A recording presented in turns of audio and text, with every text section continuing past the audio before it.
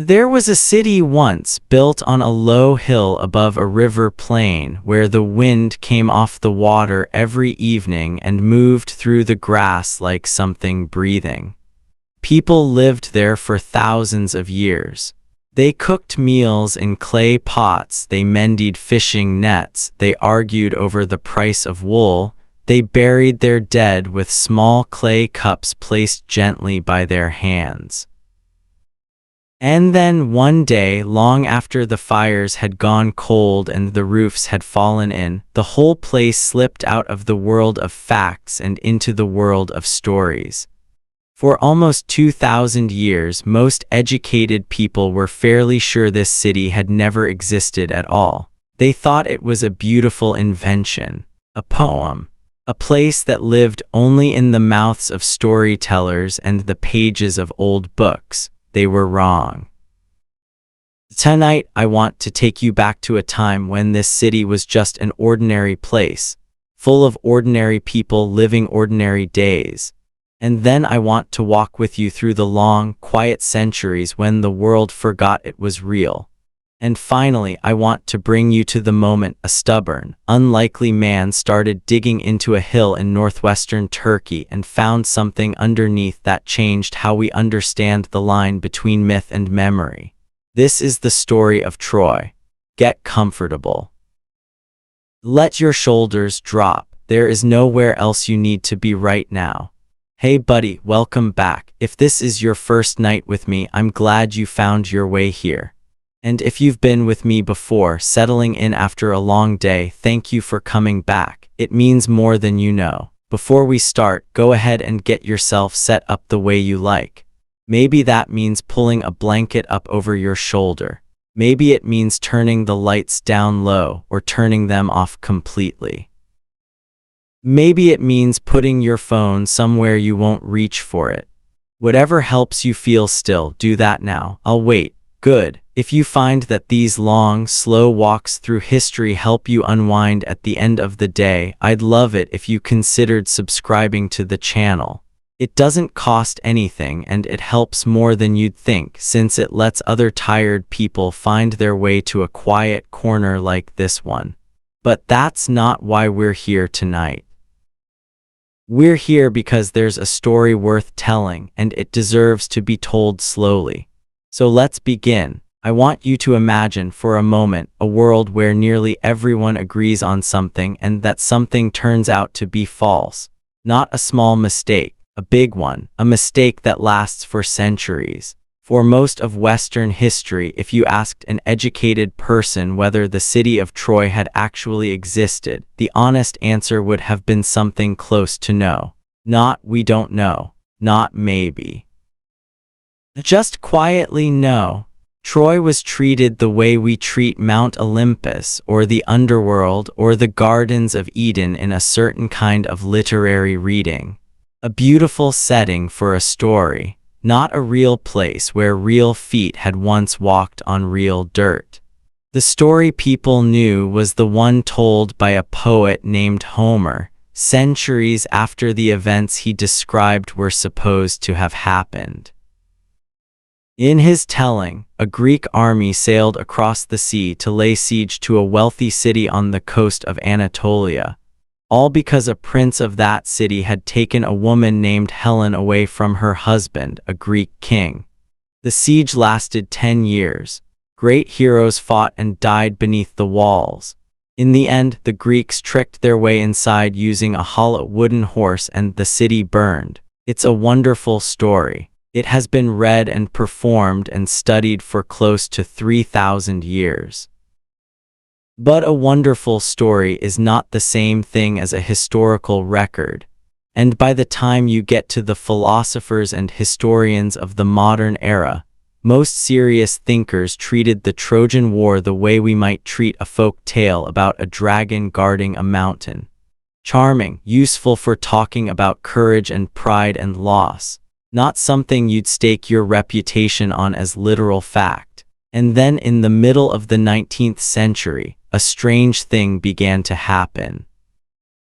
A small number of people, most of them considered eccentric or even a little foolish by their peers, started to wonder if maybe the poem was pointing at something real. Not word for word true, not every god and every miracle, but underneath all that, maybe there was an actual place, an actual hill, an actual set of walls that had once stood along a real coastline, where real people had lived out real lives long before any poet ever sang about them. This is the story of that hill. Before it was buried, and after it was found again. Let's go inside. A morning on the hill. I want you to imagine a morning, somewhere around 1300 years before the birth of Christ, on a low, wide hill that rises up not far from the coast of what we now call northwestern Turkey. The sky is doing that soft gray thing it does just before the sun clears the hills to the east. Somewhere below, a river moves quietly through a flat green plain, and beyond that plain, if you walked for maybe an hour, you would reach the sea. The city on this hill does not look the way you might picture an ancient city if you've only ever seen paintings of tall white columns and marble steps. This is centuries earlier than that kind of city. The walls here are thick and sloped, built from big stones at the base and sun-baked brick above. The kind of walls that seem to grow out of the hillside itself rather than sit on top of it. In places, the wall leans inward slightly as it rises, so that from a distance it looks less like a fence and more like a shoulder of stone. Smoke is already rising from a dozen places inside those walls, not the tidy chimney smoke you might imagine. This is the low, drifting kind that comes from cooking fires built close to the ground, in courtyards and doorways. The smoke catching for a moment under the eaves of mud brick roofs before it finds its way up and out into the gray morning air. Listen for a moment. Can you hear it? The soft clink of a clay jar being set down on a stone sill. Somewhere a rooster, because roosters have never once in the history of the world cared whether people wanted to sleep in. A dog somewhere near the lower gate barking twice at nothing in particular and then losing interest. Footsteps on packed earth. Bare feet mostly, or feet wrapped in soft leather that has gone silent with wear. A woman walks past carrying a jar balanced against her hip. The strap of her wool dress pinned at the shoulder with a small bronze pin shaped like a spiral. The kind of small, ordinary object that archaeologists would find, thousands of years later, still lying in the dirt exactly where it had fallen. This is Troy on an ordinary morning, not a morning of war. Not a morning anyone thought worth remembering at the time, because nothing remarkable was happening at all. Someone was about to grind grain into flour. Someone was about to walk down to the river with a jug on their shoulder. A child was about to be handed a small clay whistle shaped like a bird and told, gently, to go play somewhere the goats wouldn't step on him. I think it's worth pausing here just for a second to notice something. Most of history, real history, the kind that actually filled up most of the hours of most of the days of most of the people who ever lived, looked exactly like this. Quiet, repetitive, full of small tasks done with care. The dramatic version of history, the one full of kings and wars and burning cities, is true, but it is a thin layer resting on top of something much thicker and much slower. Underneath the war stories of Troy, there were simply years and years and years of mornings like this one. Let's go inside and see what filled up the rest of the day. The shape of the city. Before we walk any further, I want to give you a sense of the shape of this place because it will help everything else make sense later on. Troy sits on a hill called, in modern times, Hisarlik. That word comes from Turkish and means something like place of fortresses, which is a fitting name because when later archaeologists finally cut into this hill, they found not one city but many, stacked on top of each other like the pages of a very old, very heavy book. Each time a city here was destroyed, whether by earthquake, by fire, by war, or simply by centuries of slow decay, people came back and built again on top of the ruins, raising the level of the ground a little more each time. By the time modern excavators arrived, the hill stood many meters higher than the natural bedrock beneath it, built up entirely out of layers of human living and human forgetting. Imagine this for a moment. 9 or 10 different cities, one after another, across more than 3,000 years, each one raised on the bones of the one before it. The Troy of the Great Siege, if it existed the way later poets described it, was not the first city on this hill, and it was very far from the last. People had already been living here for well over 1,000 years before that famous war was ever fought, and people kept living here for more than 1,000 years after. The particular Troy we're going to spend most of our evening with tonight, the one that scholars now generally believe stands closest to whatever real events inspired the old stories, is a city that archaeologists label Troy VI and its slightly later phase Troy VIA. This was a genuinely impressive place for its time, a walled city with strong defenses, a citadel on the high ground, and a lower town spreading out around it where most ordinary people actually lived. The citadel walls were something to see. Built from large limestone blocks fitted carefully together, sloping outward at the base and rising several meters high, with square towers set at intervals along their length. These walls weren't just decoration. They were the difference between safety and disaster, and everyone in the city understood that on a bone-deep level, the way you understand the importance of a roof during a storm. Inside the citadel stood the homes of the ruling family and other important households, along with storage buildings where grain and oil and wine were kept against lean years. Outside the citadel walls, but still within a broader defensive boundary, spread the lower town, where craftspeople, farmers, traders, and laborers lived their lives in smaller houses built close together along narrow lanes. This was, by the standards of its region and its time, a wealthy and well-positioned city. It sat close to a strait of water, the one we now call the Dardanelles, which connected the Aegean Sea to the Black Sea beyond it. Any ship wanting to move goods between those two bodies of water had good reason to pass close by this coast, and a city that could offer safe harbor, fresh water, and a friendly market was a city that ships wanted to visit. I want you to hold that thought for a moment, because it matters more than it might seem. Troy's wealth and importance likely came not from gold mines or fertile farmland alone, but from its location. It sat at a kind of doorway between two seas, and doorways throughout history tend to become valuable simply because everyone eventually has to pass through them.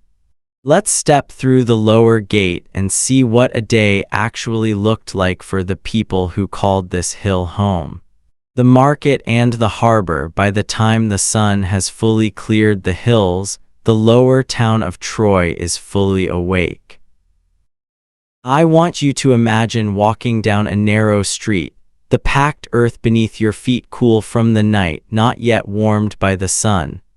The houses on either side are built close together, their walls made of sun-dried brick set on stone foundations, their roofs flat or gently sloped, covered with a mix of reeds, mud, and packed earth that keeps out most of the rain most of the time.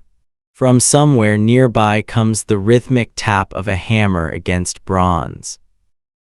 A smith is working, shaping a blade or a pin or a fitting for a chariot. The sound steady and unhurried, the kind of noise that becomes part of the background of a street so completely that the people who live there probably stop noticing it after the first few weeks. Further along, you might pass a woman sitting in a doorway with a spindle in her hand, turning wool into thread with a motion so practiced it looks almost like she isn't paying attention to it at all, even though her hands never miss a beat. Beside her, a girl of maybe 8 or 9 watches closely, occasionally reaching out to touch the spindle, learning the way children have always learned the important skills of their households, which is to say, by watching quietly until someone finally lets them try. The street opens eventually into something like a market space, though it wouldn't look like a modern market to us. There are no fixed stalls with awnings and price tags. Instead, people simply set their goods down on cloths or in baskets in a familiar open area, arranging themselves more or less where they always arrange themselves, so that after enough visits, a person would know exactly where to go for fish, and exactly where to go for wool, and exactly where to go for pottery, without anyone needing to write it down anywhere. There is dried fish here, brought up from the coast, laid out in neat rows. There are jars of olive oil and wine, sealed with clay stoppers. There is grain, both whole and already ground into coarse flour, measured out in wooden scoops. There is wool, both raw and already spun into thread, along with finished cloth in shades of undyed cream and a soft, earthy red made from a local plant dye. And if you walked far enough past the edge of the market, down through the lower gate and out across the plain, you would eventually reach the place where Troy's real fortune was made. Not a market at all, but a harbor. I want you to imagine standing there for a moment, on a low bluff above the water, looking out at the strait. The wind here is different from the wind on the hill. It smells like salt and wet rope and the particular sharpness of fish scales left too long in the sun. Ships are pulled up along the shore, long and narrow, their hulls dark with pitch, their sails, when they have them, made of heavy woven wool or linen, bundled now against the mast. Sailors move along the shore doing the endless small tasks that ships always demand: coiling rope, checking the seams of a hull for leaks, loading amphorae of oil and wine down into the belly of a ship bound, perhaps, further along the coast, or further still, up through the strait toward the wide waters of what we now call the Black Sea, where furs, timber, and metals could be traded for the goods of the Aegean world. This was, in a very real sense, the reason Troy mattered.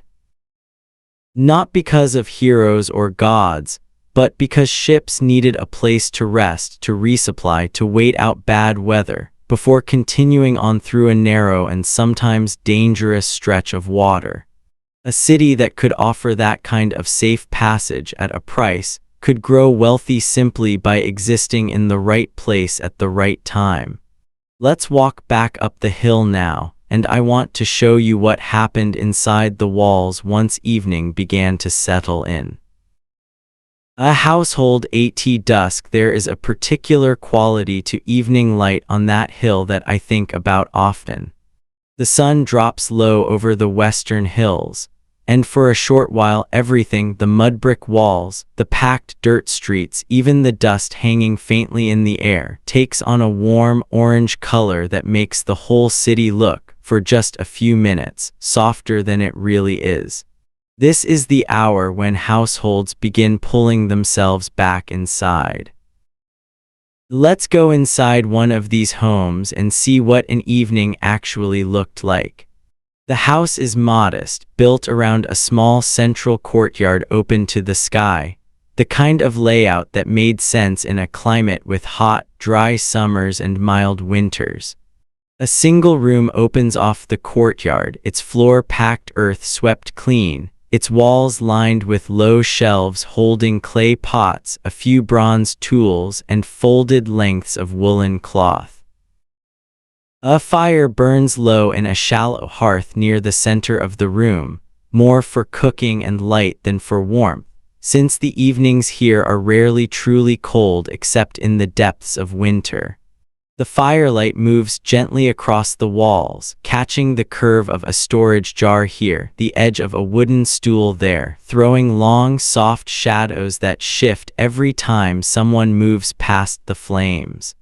I want you to imagine the smell of that room for a moment. Wood smoke first and always, the particular scent that clings to hair and wool and never quite washes out. Underneath that, the warm, slightly sweet smell of barley porridge cooking in a clay pot, mixed with the sharper scent of olive oil, and somewhere beneath all of it, the faint mineral smell of the packed earth floor itself, still holding a little of the day's heat. A woman kneels by the hearth, stirring the porridge with a wooden spoon worn smooth from years of use. Her husband sits nearby on a low stool, working a length of leather with a bone awl, punching holes for stitching, his movements slow and unhurried. The way work often is at the end of a long day when there's no reason to rush. Their children, 3 of them, ranging from a toddler who has already fallen asleep against a folded blanket, to an older girl who is helping set out small clay bowls for the evening meal, fill the room with the particular quiet business that children bring to a household. Not loud. Not dramatic. Just present, the way children have always filled the corners of a home with small sounds and small motions that adults stop consciously noticing after a while, even as those sounds become the very texture of what a home feels like. I think it's worth pausing here to notice something. If you had walked into this room 3,000 years ago without knowing anything about the century or the country, you would still have recognized almost everything happening inside it. A meal being prepared, a tool being mended, children underfoot, firelight on a wall, the particular tiredness of a body that has worked all day and is looking forward quietly to rest. This is what most history actually is, not the war, not the fall of the city, just this. Meals, mended tools, tired shoulders, and firelight. Let's stay in this room a little longer because there's more worth noticing here before we move on. What people ate and how they cooked it. I want to slow down for a moment and talk about food, because food tells us more about ordinary life than almost anything else, and it's the kind of detail that most history books skip right past on their way to the next battle or the next king. The people of Troy, like most people around the eastern Mediterranean and Anatolia in this period, ate a diet built mostly around grain. Barley and wheat were the foundation of nearly every meal, ground by hand between 2 stones. A task so time-consuming that in many households it took up a genuinely significant portion of a woman's or a servant's day. If you have ever wondered why ancient societies needed so many hands working in a household, grinding grain by hand, every single day for every single meal, is a large part of the answer. That ground grain became porridge, most often thickened with water or milk and sometimes sweetened with a little honey if the household could afford it. It also became flatbread, cooked directly on hot stones near the fire or on a simple clay griddle, the kind of bread that would have been eaten warm, torn by hand, and used almost like a utensil to scoop up other food. Alongside the grain, there would have been legumes. Lentils, chickpeas, and various kinds of beans, simmered slowly in clay pots until soft, often flavored with whatever herbs grew nearby or with a bit of olive oil. Vegetables, when in season, included onions, leeks, and various leafy greens, along with cucumbers in the warmer months. Meat was a more occasional part of the diet for most households, reserved more often for festivals, sacrifices, or particularly good fortune, like a successful hunt or a healthy new lamb born in the flock. Sheep and goats were the most common livestock, kept as much for their wool and milk as for their meat. When meat was eaten, it was usually roasted over the fire or stewed with vegetables and grain in a single pot. Fish, though, was a different matter, given how close Troy sat to both the river and the sea. Fresh fish, when available, and dried or salted fish for longer storage, would have been a regular part of the diet, especially for households living closer to the lower town and the harbor. And then there was wine.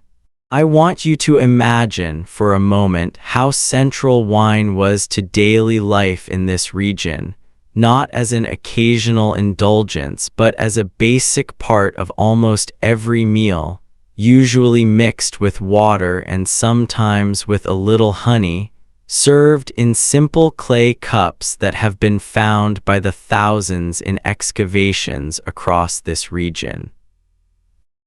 Olive oil, too, served double duty as both food and light source, burned in small clay lamps that flickered softly in the evenings, their light warm and a little smoky, nothing like the clean white light we're used to today.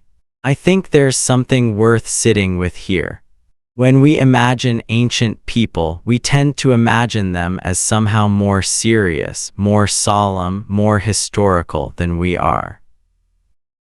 But if you had sat down at that low table in that mud brick house, and someone had handed you a warm piece of flatbread and a cup of watered wine, you would have understood instantly and without needing any words exactly what was happening.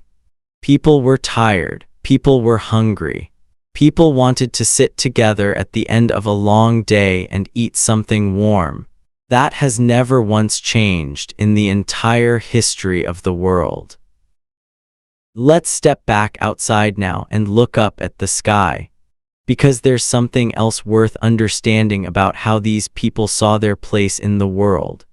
Gods, Omens, and the ordinary sacred. I want you to imagine standing in the small courtyard of that same house, sometime after the evening meal, looking up at a sky far darker and far more thickly scattered with stars than most of us will ever see in our own lifetimes, given how much artificial light now fills our nights. For the people of Troy, the sky was not empty decoration. It was full of meaning. The movements of certain stars marked the turning of seasons, told farmers when to plant and when to expect the rains. A sudden storm, an unexpected illness, an unusually good harvest, all of these were understood as the visible traces of forces much larger than any single household. Forces that most people in this period would have called, in one language or another, gods. The religious world of Bronze Age Troy would have shared a great deal with the broader religious world of the Eastern Mediterranean and Anatolia in this period, a world full of storm gods and mother goddesses, of household spirits watching over hearths, and of formal temple cults tied to the ruling families of major cities. The small clay figurines of goddesses, often with exaggerated hips and breasts suggesting fertility and protection, have been found in households across this region and period, tucked into corners near hearths or storage areas, silent little guardians of the ordinary business of staying alive and keeping a family fed. I want you to imagine a mother in that same small house placing one of these figurines on a low shelf near the hearth before she goes to sleep, murmuring something quiet and private, not a formal prayer exactly, more like a habit worn smooth by repetition, the kind of small gesture that doesn't require conscious thought anymore because it has been done every single night for years. Beyond the household, there would have been larger religious spaces within the citadel itself, tied to the ruling family and to the formal cults of the city. Sacrifices of animals, offerings of grain and wine, processions marking important points in the agricultural or ritual calendar. These weren't separate from daily life the way we might think of religion today, as something practiced on a particular day of the week in a particular building. They were woven into the entire rhythm of the year, inseparable from planting and harvest, from illness and healing, from war and peace. I think it's worth pausing here to notice something gentle and a little humbling. These people did not think of themselves as living in a legendary age. They did not walk around aware that poets thousands of years later would sing about their city, their kings, their gods. They lived the way all of us live mostly, which is inside the ordinary texture of a single specific day, worrying about small practical things. Whether the rain would come in time, whether a child's cough would pass on its own, whether the price of wool would hold steady at the market. It was only much, much later, long after these particular people had died and been forgotten by name, that their city became the setting for one of the most famous stories ever told. Let's move forward in time now and see how that happened. A city worth fighting for. I want to be careful here, because this is the part of the story where history and legend start to blur together, and I think it's worth being honest with you about where that line sits.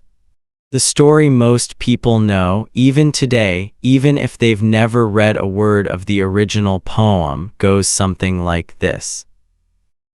A prince of Troy named Paris either fell in love with, or abducted, depending on which version you prefer, a woman named Helen, the wife of a Greek king named Menelaus.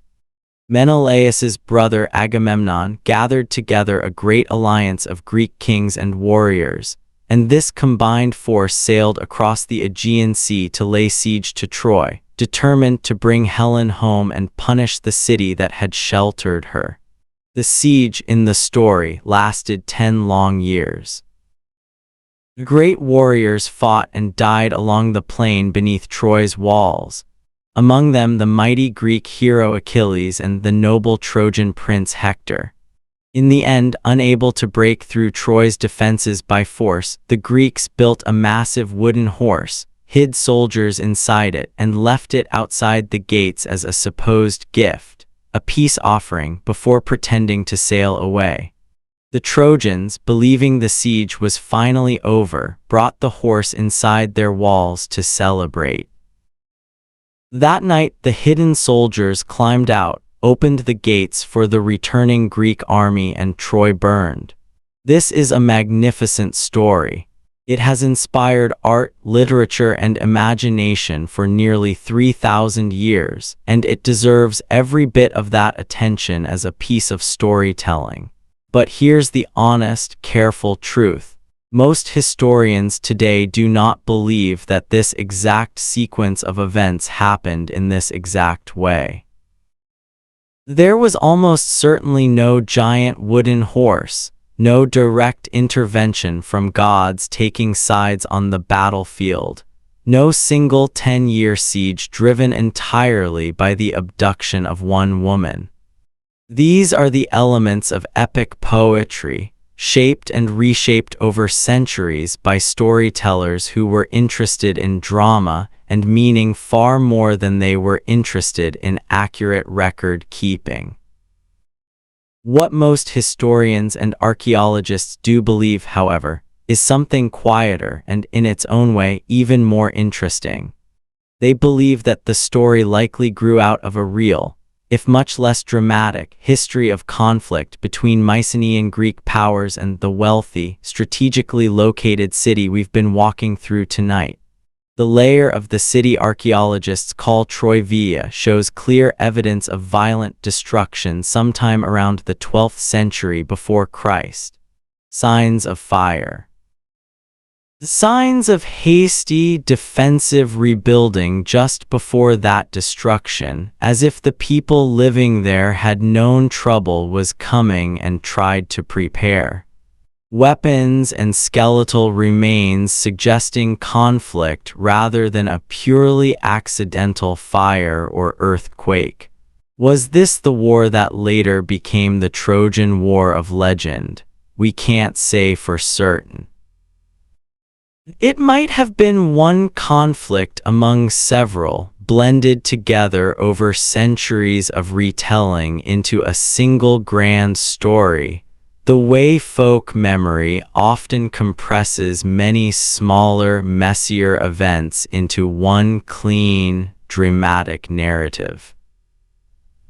It might reflect the kind of conflict that was, in truth, fairly common in this period, as Mycenae and Greek trading powers and wealthy coastal cities in Anatolia competed for control of valuable trade routes and resources, a competition that occasionally spilled over into raiding and outright war. I find something quietly moving in that idea, that underneath one of the most famous stories in the history of human storytelling, there may lie something much smaller and much more human. Not a war fought over one woman's beauty, but a war, or perhaps several wars, fought over trade routes, resources, and pride. The way most wars in most centuries have actually been fought, then dressed up afterward, generation by generation, poet by poet, into something grander and more meaningful than the messy, practical reality ever was. Let's rest here for a moment and imagine that final destruction, gently, the way it might have actually happened. The night the fires came, I want to walk through this part slowly and carefully, because even though we're imagining something difficult, I don't want to rush past it or make it feel more dramatic than it needs to be. Sometimes the quietest way of telling a hard thing is the most honest way. Imagine this for a moment. It's night sometime in the 12th century before Christ on that same hill above the river plain. The city has been on edge for some time. Perhaps there have been rumors of an approaching force, perhaps raids along the coast, perhaps simple, practical anxiety among traders whose ships have started coming back with worrying news from further along the shipping routes. The hasty repairs visible in the archaeological layers of this period suggest people were doing what people have always done when trouble feels close: reinforcing doors, repairing weak points in the walls, storing a little extra grain just in case. And then, one night, the trouble that had been rumored finally arrived. We don't know the exact details. We don't know if it was a long siege or a sudden raid, if it lasted hours or weeks, if it was one clear enemy or a chaotic combination of circumstances that simply overwhelmed the city's defenses. What the archaeological evidence does show, in the layer of ash and burned material found across this particular level of the site, is that fire swept through much of the city and it did not come back the same way afterward. I want you to imagine gently what that might have felt like for the people living there. Not the heroics of epic poetry, not single combat between famous warriors, but the ordinary terror of ordinary people. A mother gathering her children in the dark. A merchant grabbing whatever small, valuable objects he could carry before the smoke became too thick to see through. The particular, specific fear of hearing something break down in the streets outside, not knowing whether it's the sound of your neighbors fleeing or something worse. Some people almost certainly died that night or in the chaos afterward. Others fled, carrying what they could, becoming refugees scattered along a coastline that had, until recently, been simply home. Still others may have survived within the ruins, staying on in a diminished, damaged version of the city they had known, the way people throughout history have so often done after disaster, rebuilding smaller and more modestly on the same familiar ground because it was still, despite everything, the only ground they knew.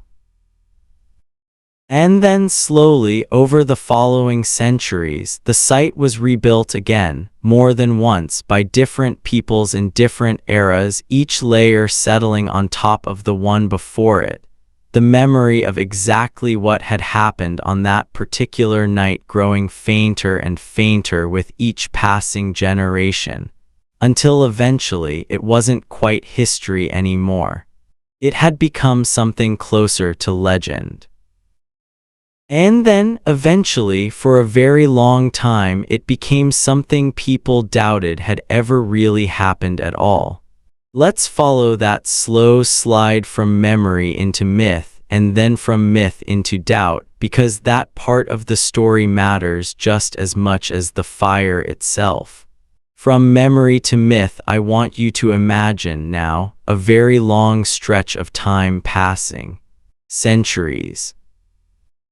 Not the years of a single lifetime, but the kind of slow drift that happens across many, many generations, where details soften, names blur, and events that once happened to specific, real people slowly become stories that seem to belong to everyone and no one.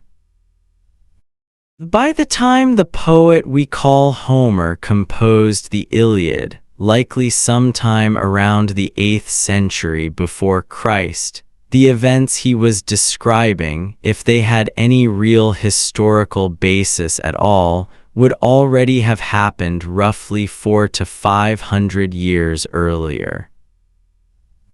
That's a genuinely enormous stretch of time for oral storytelling to work with.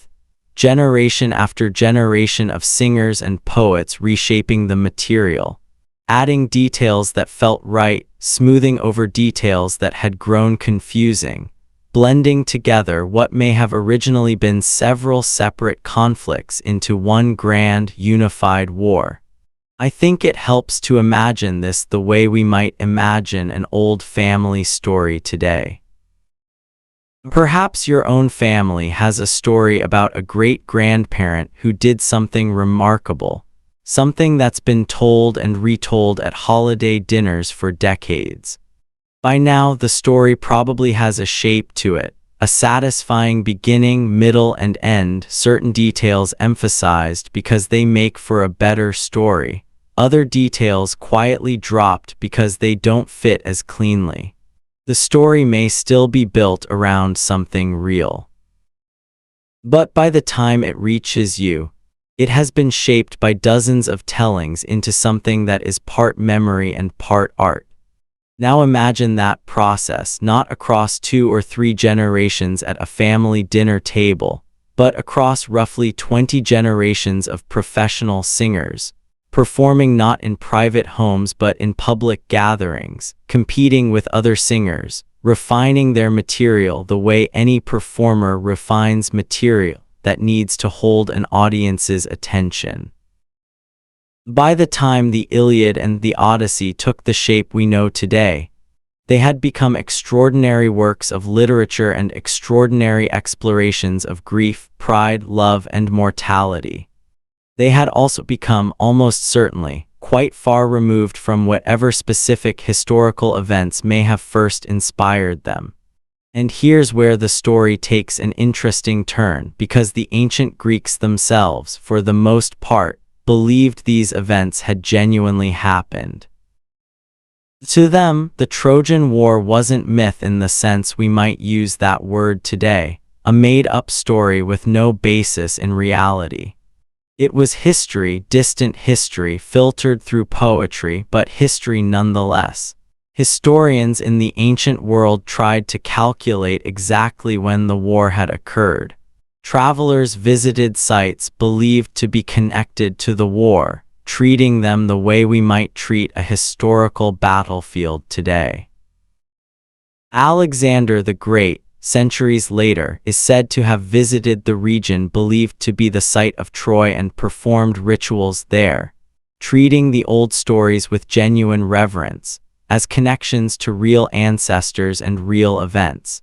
It wasn't until much, much later, particularly as European intellectual culture moved through the centuries following the fall of Rome and eventually into the modern era, that a different kind of doubt began to settle over the story. As historical and scientific thinking grew more rigorous, more insistent on evidence rather than tradition, scholars increasingly began treating Homer's Troy the way we might treat any clearly fictional setting. A beautiful, meaningful invention, not a real place. I want you to sit with that shift for a moment, because I think it says something important about how societies decide what counts as real. For the ancient Greeks, living much closer in time and culture to whatever events had actually happened, Troy's reality was simply assumed, a background fact of their shared inheritance. Centuries later, living much further removed and applying a very different, much more skeptical standard of evidence, later scholars looked at the exact same story and reasonably concluded there was no solid reason to believe any of it had actually happened. Neither group was being foolish. They were simply working with different tools, different distances, and different standards for what counts as proof. Let's rest here a moment before we move into the centuries of doubt themselves, because I think it's worth sitting quietly with the strangeness of a whole civilization slowly forgetting, and then slowly disbelieving, something that had once simply been true. The long centuries of doubt I want you to imagine now moving forward through time rather quickly, the way you might flip gently through the pages of a very long book, watching centuries pass like turning pages rather than living through each one. Through the medieval period in Europe, the story of Troy remained enormously popular, but in a curious, transformed way. Medieval writers loved the tale of Troy, retelling it again and again, but they often reimagined it through an entirely medieval lens, dressing Trojan and Greek warriors in the armor of medieval knights, giving them the manners and values of medieval courts.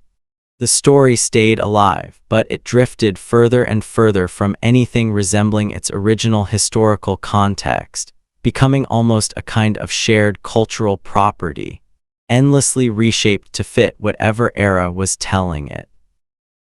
Then, moving into the Renaissance and beyond, as scholars in Europe began developing more rigorous approaches to history, philology, and the physical sciences, a different kind of skepticism began to take hold.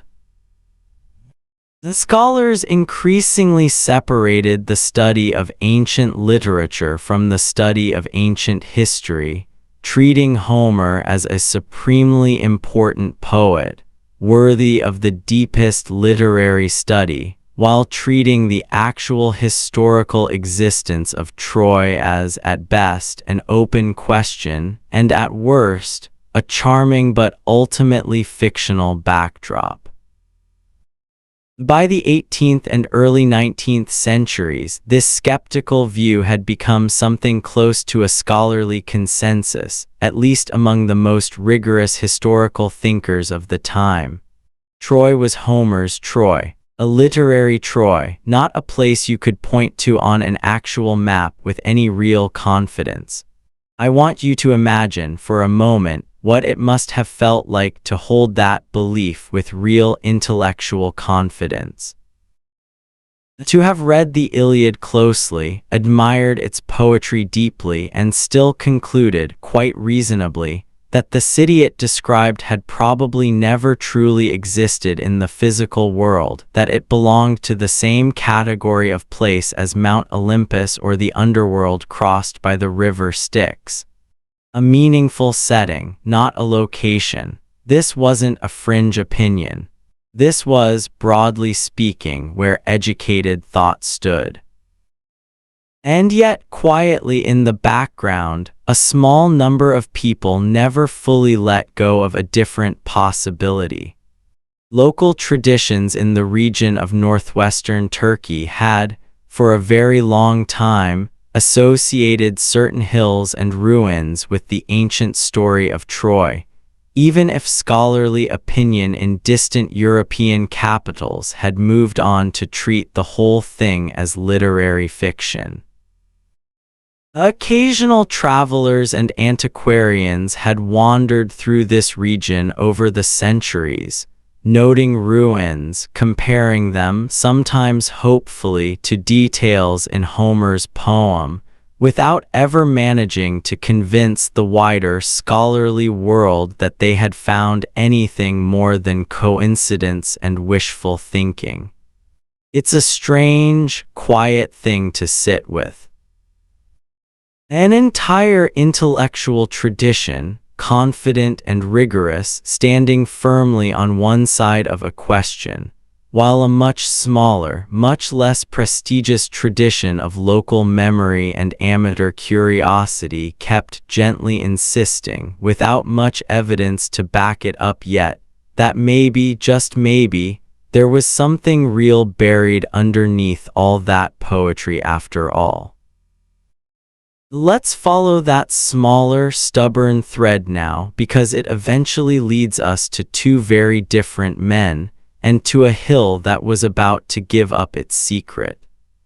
A young man and a childhood promise. I want to tell you now about a man named Heinrich Schliemann, because his story, whatever you think of him by the end of it, is genuinely part of how Troy came back into the world. Schliemann was born in 1822 in a small town in northern Germany, into a childhood that was, by most accounts, difficult and unstable. His father was a pastor with serious personal troubles, and the household Schliemann grew up in was far from comfortable or secure. And yet, according to the story Schliemann told about his own life later on, a story we should hold with a little gentle skepticism, since Schliemann was known throughout his life for shaping his own biography the way a novelist might shape a character. It was in this difficult childhood that his lifelong fascination with Troy first took hold. The story goes that as a young boy, Schliemann was given an illustrated book containing scenes from ancient history, including an image imagining the burning of Troy, flames rising dramatically from towers and walls, Aeneas fleeing the destruction with his elderly father on his back. According to Schliemann's own later account, he was so moved by this image that he declared, as a small child, that he would one day find the real city of Troy, no matter what anyone else believed about whether it had ever truly existed. Whether that particular childhood moment happened exactly the way Schliemann later described it, we honestly can't say for certain, and there's good reason to treat many details of Schliemann's self-told life story with some caution, since he had a well-documented habit of polishing his own history to make for a better narrative, much the way ancient poets had once polished the story of Troy itself. There's something almost fitting and a little uncomfortable in that parallel. What we can say with more confidence is that Schliemann's actual life took a series of remarkable turns that eventually gave him both the means and the freedom to pursue this fascination seriously. He worked in his younger years in various commercial and business ventures across Europe, showing a genuine talent for languages, reportedly teaching himself to read and speak several of them with impressive speed through disciplined, almost obsessive study. Eventually, through a combination of skill, timing, and considerable ambition, he built substantial wealth through business dealings, including ventures connected to trade during a turbulent period of 19th-century commerce.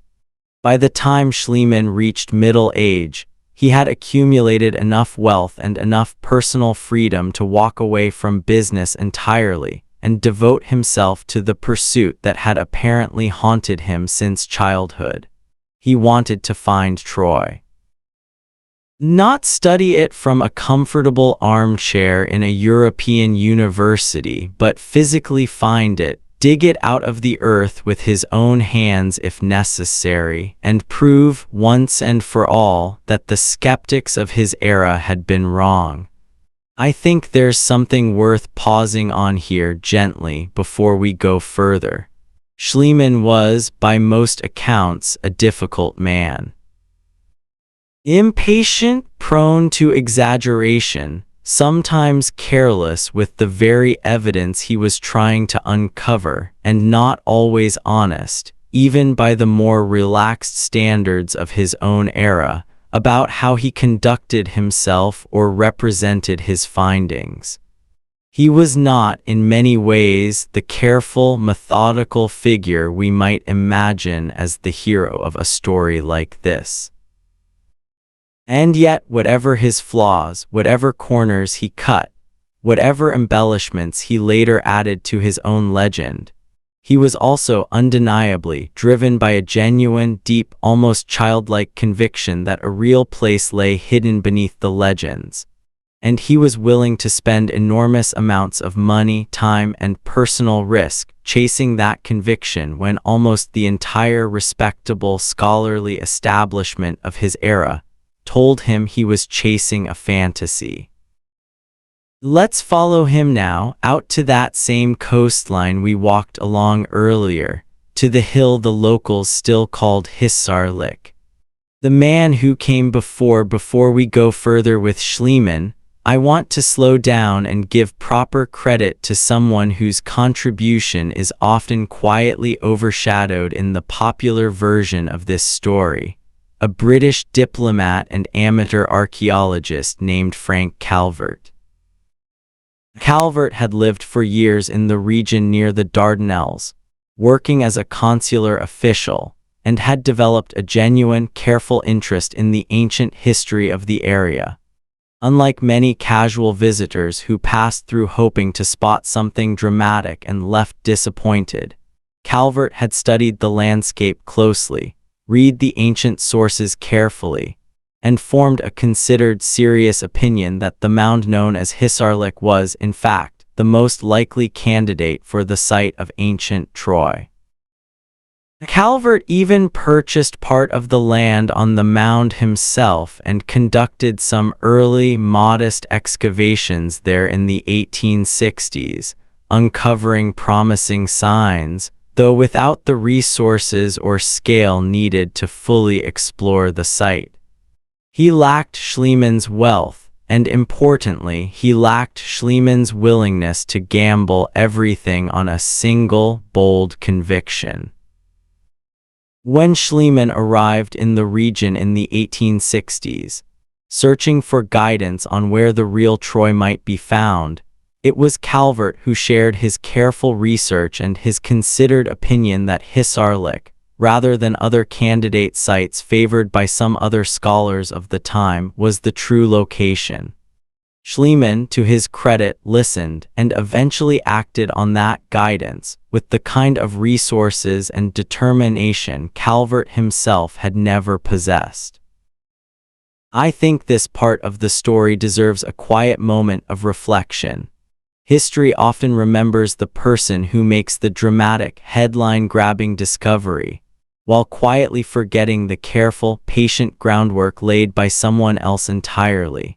Calvert's contribution wasn't flashy. It didn't come with dramatic gold treasures or triumphant newspaper headlines. It came from years of careful observation, comparison of ancient texts with the physical landscape, and honest scholarly judgment. Without that foundation, it's entirely possible Schliemann would have spent his fortune digging in the wrong hill entirely. Let's move forward now to the digging itself, because once Schliemann committed to Hissarlik, the pace of the story changes considerably. Breaking ground in 1871, Heinrich Schliemann began serious excavation at Hissarlik, and I want you to imagine, for a moment, what that actually looked like on the ground, because it was far from the careful, gentle process we might associate with archaeology today. Picture dozens of local laborers, hired for the work, moving earth with picks and shovels under a hot Anatolian sun, wooden carts hauling away enormous quantities of soil and debris. Schliemann, driven by impatience and a burning desire to reach the layers he believed corresponded to Homer's Troy as quickly as possible, ordered deep, wide trenches cut straight down through the mound, in some cases slicing directly through layers of the site that later, more careful archaeologists would recognize as containing some of the most historically significant material at Hissarlik. This is one of the genuinely painful parts of this story, and I don't want to soften it too much just for the sake of a cozy ending. Schliemann's excavation methods, judged by later archaeological standards, were often crude and destructive. In his eagerness to reach what he assumed would be the layer belonging to Homer's Troy, likely a deeper, and therefore older, layer, he cut through and in some cases entirely removed layers that we now know actually contained the material most closely associated with the war era described in the old poems. Some of what was lost to those hasty trenches can never be recovered or properly studied, and this remains a genuine point of scholarly regret and criticism, even as Schliemann's discovery of the site's importance is still acknowledged. And yet, even with these serious flaws in his methods, Schliemann's work uncovered undeniable physical proof of something remarkable. Layer after layer of ancient occupation, stretching back thousands of years, each one distinct, each one built upon the ruins of the one before it. Walls, pottery, tools, the unmistakable physical evidence of a real, substantial, long-lived city that had once stood exactly where Frank Calvert had suspected it might, exactly where certain local traditions had quietly insisted it had always been. I want you to imagine the moment when this reality began to settle in among the wider scholarly world. Not a single dramatic instant, but a slow mounting realization, spreading through letters, publications, and eventually newspaper reports, that the confident skepticism of the previous century had been, in this particular case, simply wrong. There really had been a great city on that hill. It really had been destroyed by fire at some point in its long history. The physical, undeniable evidence was now sitting in the ground for anyone willing to look.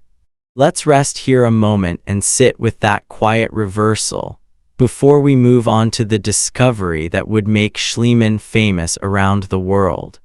The treasure and the trouble with it. In 1873, Schliemann announced a discovery that would capture public imagination far beyond the narrow circles of academic scholarship. He claimed to have found a remarkable hoard of gold and silver objects, gold diadems, earrings, bracelets, cups, and other precious items, which he dramatically named Priam's treasure after the legendary king of Troy in Homer's poem. I want you to imagine for a moment the effect this announcement had. Here seemingly was physical, glittering proof, not just of a real city, but of real wealth and real royalty matching the grandeur described in ancient poetry. Newspapers across Europe carried the story. The public imagination, already primed by centuries of familiarity with Homer's epic, seized eagerly on the idea that Schliemann had literally unearthed the treasure of a legendary king. But here, gently, is where we need to slow down and be honest, because the real story is more complicated, and in some ways more interesting than the triumphant version Schliemann presented to the world.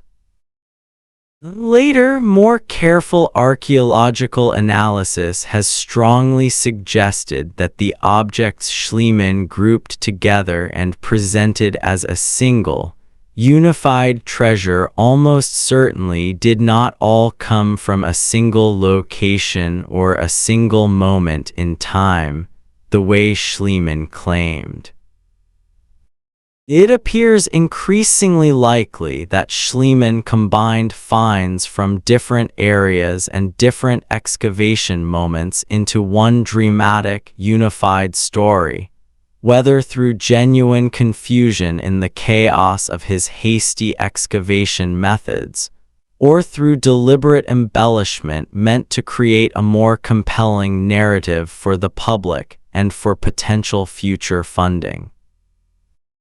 There are also serious, well-documented concerns about exactly how Schliemann removed these objects from the site and from the country, involving smuggling and considerable dishonesty with Ottoman authorities, who had granted permission for the excavation under the clear expectation that a portion of any significant finds would remain in the region or be shared according to agreed terms. Schliemann's handling of this situation caused genuine diplomatic trouble and damaged trust that affected future excavation permissions in the region for years afterward. And there's an even stranger twist to this particular story, one that stretches all the way into the 20th century. The treasure, after passing through various hands and locations over the decades, ended up in Berlin, where it was believed lost or destroyed during the chaos of the Second World War. It wasn't until decades later, after the fall of the Soviet Union, that the treasure resurfaced, revealed to have been secretly taken to Moscow by Soviet forces at the end of the war and kept there, quietly, for many years before its existence was publicly acknowledged. Even today, the treasure's rightful ownership remains a subject of ongoing dispute among Germany, Russia, and Turkey, a genuinely unresolved international question stretching directly back to decisions Schliemann made in the 1870s. I think there's something worth sitting with here quietly before we move on. The dramatic gold treasure that first made Troy famous around the world in the 1870s was almost certainly not what it was originally presented to be. Schliemann's methods were flawed, his honesty questionable, his motives a genuine mixture of real scholarly conviction and real personal vanity and ambition. And yet none of that changes the deeper, more important truth underneath all of it. Whatever the flaws in how the treasure was found, presented, and handled, the city itself was real. The walls were real. The layers of destruction and rebuilding were real. A hill that skeptical scholars had confidently dismissed as pure poetic invention had turned out to hold, underneath centuries of quiet doubt, an actual physical historical city. Let's move forward now past Schliemann himself and into the work of the more careful, patient archaeologists who came after him. Because the fuller, more accurate picture of Troy really took shape only once his hasty work was followed by decades of slower, more careful study. The patient work that followed after Schliemann's death in 1890, the excavation of Troy continued under different hands, and I want you to imagine a real shift in tone here. From the impatient, treasure-hunting energy of Schliemann's early years to something slower, more careful, and in many ways more genuinely respectful of the site's complexity. Wilhelm Dürpfeld, who had worked alongside Schliemann in his later years and brought considerably more rigorous archaeological method to the site, continued excavations through the 1890s, and it was largely through his more careful, systematic approach that the different layers of the city began to be properly understood and distinguished from one another. Dürpfeld's work helped clarify that the site contained not one Troy, but many, stacked one atop the other, each representing a different era of the city's long, layered history. Decades later, in the 1930s, an American-led team under Carl Blegen conducted further careful excavations, refining the understanding of these layers even more precisely. And it was Blegen's work in particular that helped establish the layer known as Troy Villa as the strongest candidate for whatever real historical events might have inspired the later legends of the Trojan War, given its clear evidence of violent destruction at roughly the right period. And the work has continued, gently and steadily, right up into recent decades, with more modern excavation teams, including significant German-led work beginning in the 1980s under Manfred Korfmann, using increasingly sophisticated methods, including careful soil analysis, precise mapping, and non-invasive techniques that allow researchers to understand the site without the kind of destructive digging Schliemann once relied on. This later work revealed that the lower town of Troy, the area outside the citadel where most ordinary people actually lived, was considerably larger than earlier excavators had realized, suggesting that Troy in its most prosperous period was a genuinely substantial city, not merely a small fortified hilltop as some earlier reconstructions had assumed. I want you to imagine, for a moment, the quiet, patient nature of this kind of work. Unlike Schliemann's dramatic, headline-chasing excavations, most of the archaeology that has genuinely deepened our understanding of Troy over the past century has happened slowly, carefully, without dramatic gold treasures or triumphant newspaper announcements. Careful measurement, patient analysis of pottery fragments and soil layers. A slow, steady comparison of physical evidence against the old poetic texts, always careful not to force the evidence to fit the story, but instead letting the evidence speak for itself wherever it happened to lead. This, I think, is where the real, mature version of the Troy story finally settles. Not in a single dramatic moment of gold and glory, but in decades of patient, careful, occasionally quite boring work, done by people willing to sit with uncertainty, willing to say we don't know when the evidence didn't clearly support a firm answer, willing to slowly, carefully build up a picture of a real, complicated, historical place, layer by careful layer, much the way the city itself had originally been built, layer by layer, over thousands of years. Let's take a slow breath here together and look at where all of this leaves us.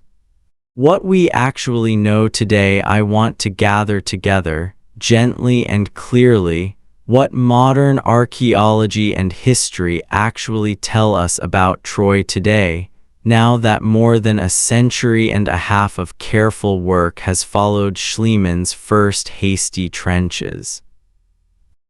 We know, with a very high degree of confidence, that the hill at Hissarlik was continuously inhabited across an extraordinary span of time, from roughly 3000 BCE through to the Roman era and even beyond, making it one of the longest continuously significant sites in the entire Mediterranean and Near Eastern world.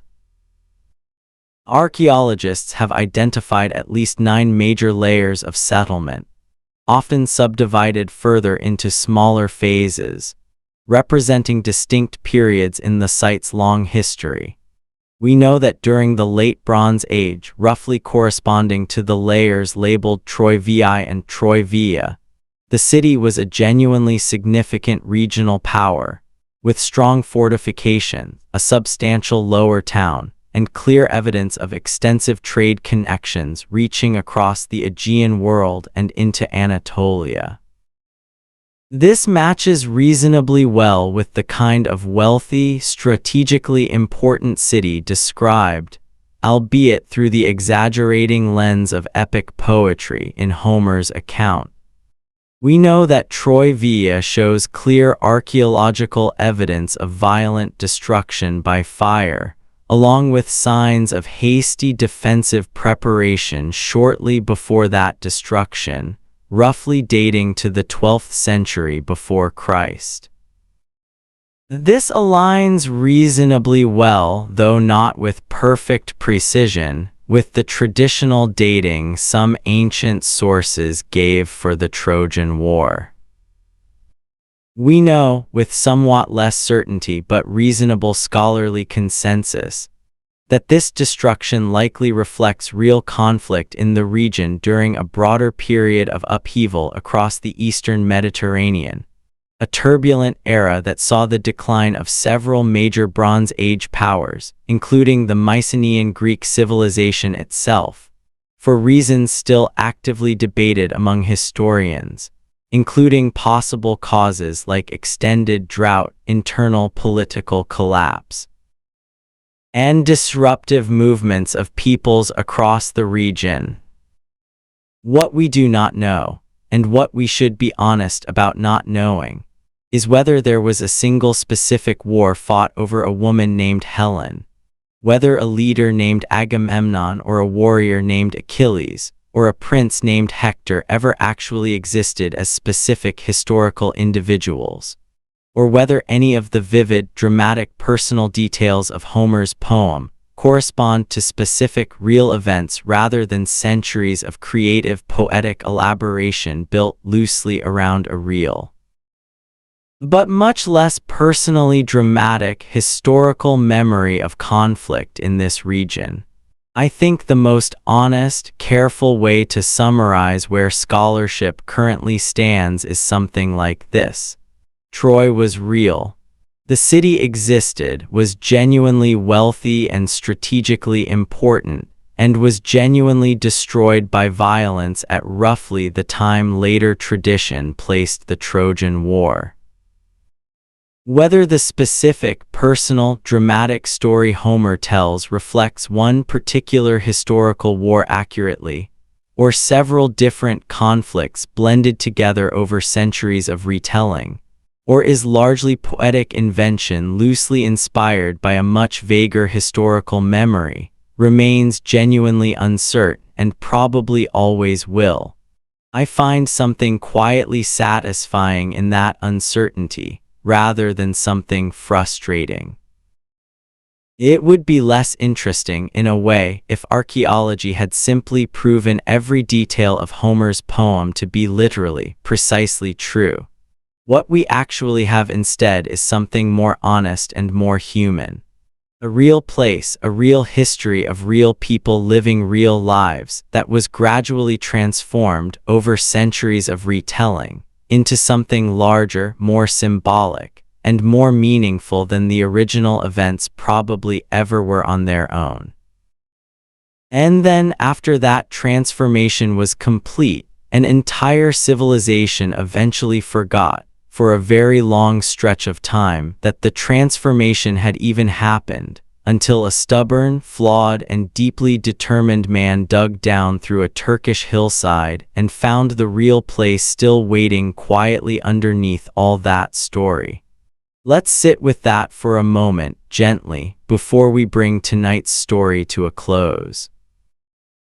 The men at the gate. I want to go back for a while to the ordinary rhythm of the city, because we left it rather abruptly a few sections ago, jumping straight from a quiet evening meal to the destruction of the whole place by fire. That's not fair to the centuries that came before that one particular night, and it's not fair to the people who lived their whole lives on that hill without ever once seeing a war. So let's slow back down and let's go stand near the lower gate of Troy on an ordinary afternoon and watch the men who kept the city safe going about their far less dramatic, far more repetitive daily work. Imagine this for a moment. A group of men stand near the gate, not in the middle of any battle, just doing the kind of maintenance and practice that any city with strong walls and a valuable harbor would have needed to keep up year after year, whether or not any actual danger was near. A few are checking the fittings on a chariot, a light two-wheeled vehicle built from wood and leather, its wheels spoked rather than solid, light enough to be pulled quickly by a pair of horses across the flat plain below the city. Chariots like this weren't really used the way later imagination sometimes pictures them, as platforms for close, dramatic hand-to-hand combat. They were used more for mobility, for archers to shoot from while moving, for commanders to reach different parts of a battlefield quickly, or simply for a wealthy household to travel with some speed and some dignity along the roads near the city. Nearby, a smaller group practices with spears, thrusting in a slow, repetitive rhythm against a padded post driven into the ground, the same kind of unglamorous, repetitive drilling that soldiers in almost every century of human history have complained about in more or less the same tired tone of voice. Their bronze spearheads, socketed onto long wooden shafts, catch the afternoon light in brief, dull flashes. Their shields, made from stretched ox hide stretched over a wooden frame, sometimes reinforced with metal, lean against the wall nearby, waiting. I want you to notice something about this scene because it matters. Most of these men were not full-time professional soldiers in the way we might picture a modern army. They were farmers, herders, craftsmen, and traders for most of the year, called on to defend the city or to serve in a king's retinue when circumstances required it, but spending the great majority of their days doing the same kinds of ordinary work as everyone else on the hill. The line between soldier and civilian in a city like this was far blurrier than it is in our own time. A man might spend his morning mending a fishing net and his afternoon practicing with a spear, simply because both tasks were part of what it meant to be a capable, responsible adult male in his household and his city.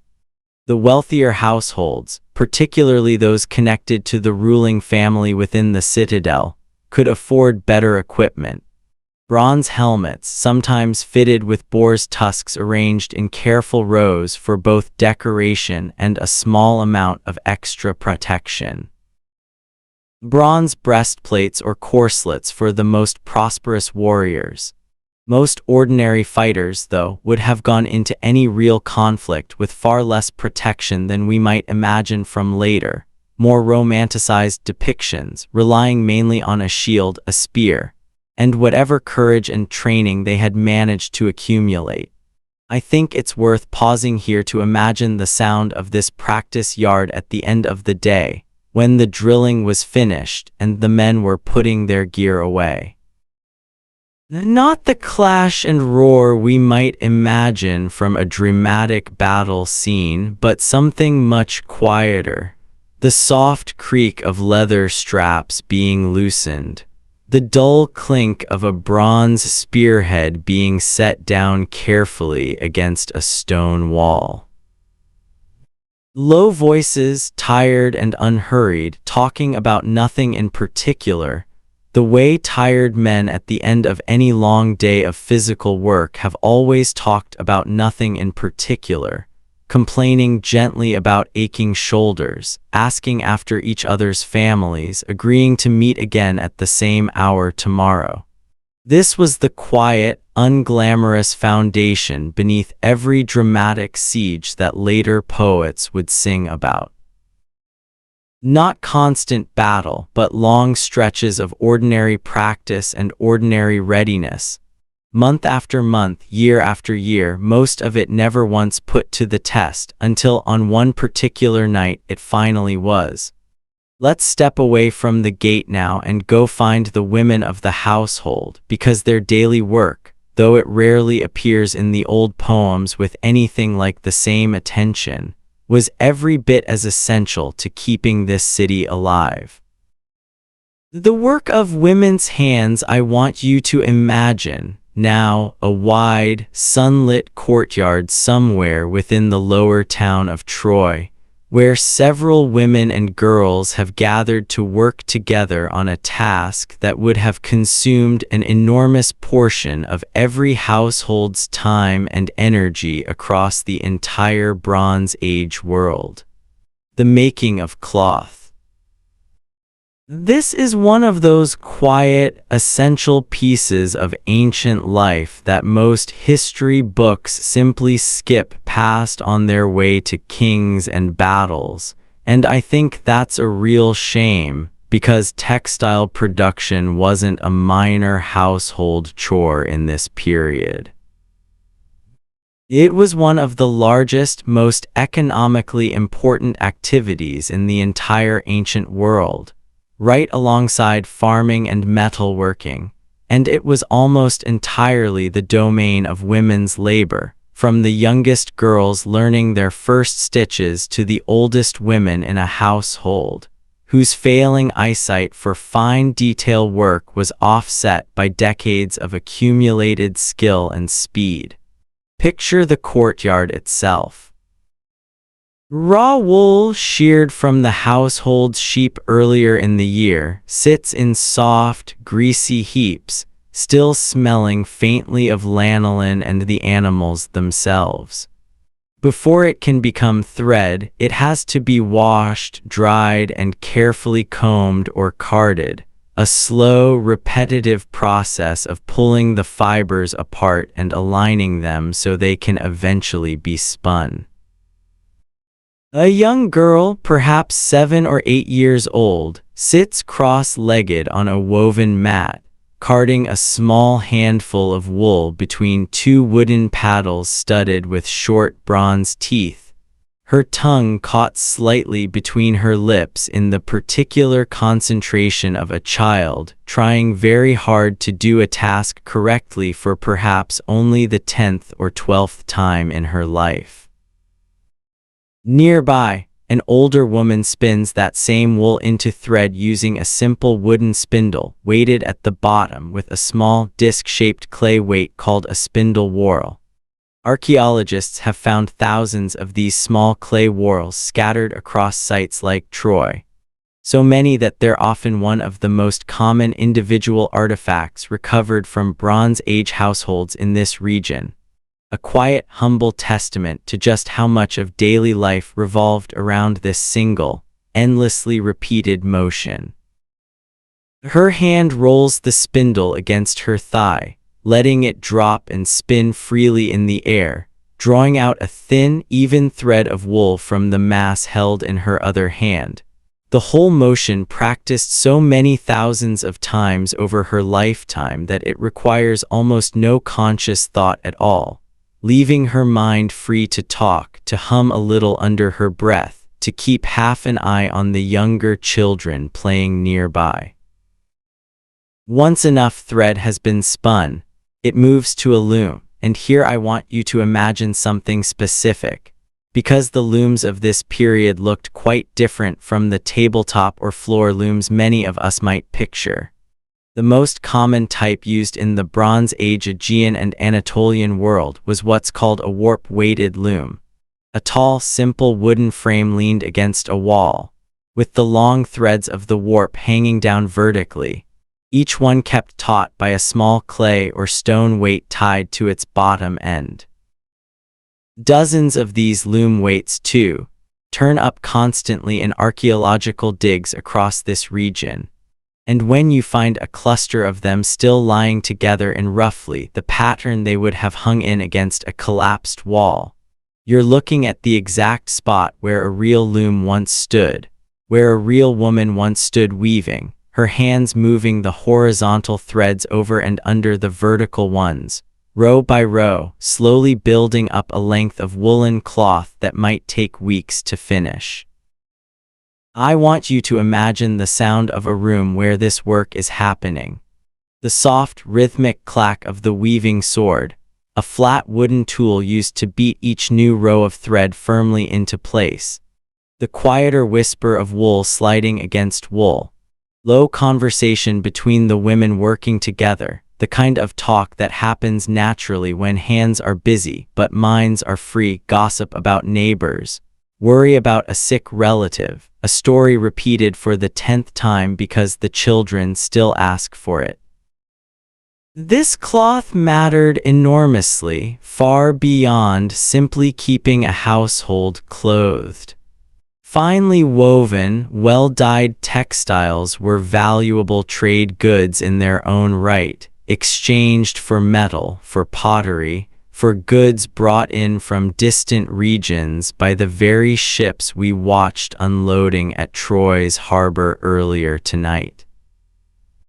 A skilled weaver's work could represent a genuinely significant portion of a household's total wealth and standing, and the finest textiles produced in wealthy households, sometimes dyed with expensive purple derived laboriously from sea snails, were valuable enough to be given as diplomatic gifts between ruling families in different cities. I think there's something worth sitting with here quietly. When we imagine ancient wealth and power, we tend to picture gold and bronze, kings and warriors. But an enormous amount of the actual everyday economic life of a city like Troy rested on the patient, repetitive, largely uncelebrated labor of women and girls, working together in sunlit courtyards, turning raw wool into thread and thread into cloth hour after hour, day after day for their entire lives. Let's move now to the children of this household and see what their own days looked like. Because childhood in the Bronze Age, too, deserves a slower, gentler look than it usually gets. Children of the hill, I want you to imagine now a narrow lane just inside the lower town in the hour after the midday meal, when the heat of the day has settled in and most serious work has paused for a while. This is when the children of Troy would have had their freest hours, and I think it's worth spending some time here, because childhood is another one of those quiet corners of history that rarely makes it into the grand, dramatic version of the past. A group of children ranging in age from perhaps 4 to 11 or 12 have gathered in the shade of a wall. Some of the younger ones are playing with small clay figures shaped like animals, sheep and goats mostly, occasionally a small clay cart with tiny wheels that actually turn, toys that archaeologists have found in significant numbers across Bronze Age sites throughout this region. Evidence that even in a world without anything resembling our modern idea of childhood as a protected, separate stage of life, there was still real tenderness, real playfulness, real delight taken in making small, simple things purely for a child's amusement. Older children play more physical games. A simple game involving small, rounded knuckle bones thrown and caught in various patterns. A game so enduringly popular across the ancient Mediterranean world that versions of it persisted for well over 1,000 years after the fall of this particular Troy. played by Greek and Roman children long after the city itself had become a half-remembered legend. Other children kick around a ball made of stitched leather stuffed with wool or rags, running and shouting in the particular unrestrained way that children have always run and shouted when adults aren't immediately demanding quiet. I want you to imagine, though, that alongside this play, most of these children were also already gradually being drawn into the working rhythm of their household.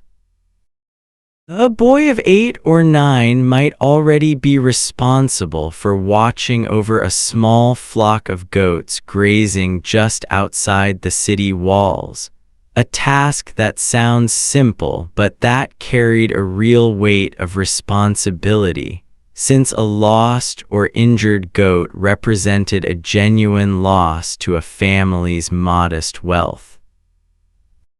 A girl of similar age, as we saw a little while ago, might already be spending real portions of her day learning to card wool or spin thread, not as an occasional novelty, but as a genuine, expected contribution to the household's work. This blending of play and responsibility might look strange to us today, used as we are to drawing a much sharper line between childhood as a time of protected innocence and adulthood as a time of serious obligation. But I don't think it's fair to imagine Bronze Age childhood as somehow joyless or purely burdened by labor. The archaeological evidence of toys, and the simple, universal human instinct toward play that shows up in every culture we've ever studied, tells a gentler story. Children worked, yes, often from quite a young age by our standards, but they also played, argued, laughed, and found small moments of delight in ordinary days, the same as children everywhere in every century have always done. I want you to imagine, finally, one particular small detail that I find quietly moving. Archaeologists working at sites from this period across the wider region have sometimes found children's footprints, preserved by chance in mud brick that was still soft when a small foot happened to step across it before the brick was set out to dry and later used in construction. A single small footprint, pressed into clay more than 3,000 years ago, by a child whose name we will never know, whose face we will never see, but who was, for one brief moment on one ordinary afternoon, simply a child walking across wet clay, probably without giving it a second thought, never imagining that the mark of that single careless step would still exist, still be visible, so many centuries later. That's the kind of detail I think is worth carrying with you as you drift towards sleep tonight. Not kings, not wars, just a small footprint in old clay and the quiet, ordinary child who left it there. Let's turn now gently to the other side of the sea, because Troy's story doesn't belong only to Troy. It belongs just as much to the Greek world across the water, and I think it helps to spend a little time there too, before we return to the fall of the city and the long path toward its rediscovery. Across the water, in Mycenae, I want you to imagine now, leaving the hill of Troy behind for a while, and crossing the Aegean Sea to the Greek mainland, to a fortified hilltop city called Mycenae.